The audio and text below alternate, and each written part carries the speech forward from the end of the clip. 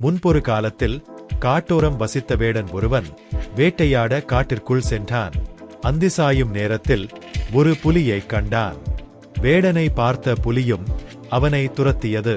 புலிக்கு பயந்த வேடன் வேகமாக அருகிலுள்ள ஒரு வில்வ மரத்தில் ஏறிக்கொண்டான். மரத்திற்கு கீழே வேடனை தாக்க புலி காத்து கொண்டிருந்தது. வேடனுக்கு தூக்கம் கண்ணை சுழற்றியது.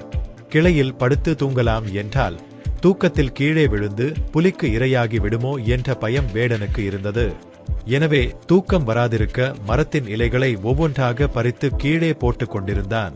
அந்த மரத்தின் அடியில் ஒரு சிவலிங்கம் இருந்தது.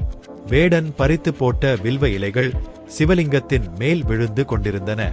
அன்று சிவராத்திரி என்பதை வேடன் அறியவில்லை.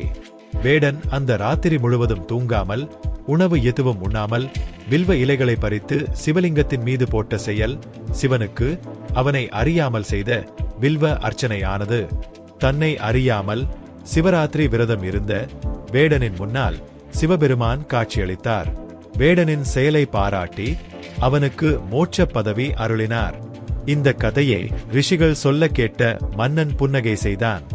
முன்பிறவியில் தானே அந்த வேடனாக இருந்ததாகவும் சிவராத்திரி புண்ணியம் காரணமாக இப்பிறவியில் சக்கரவர்த்தியாக பிறந்திருக்கிறேன் என்று சித்ரபானு மன்னன் அஷ்ட வக்ர மகரிஷியிடம் கூறினான்.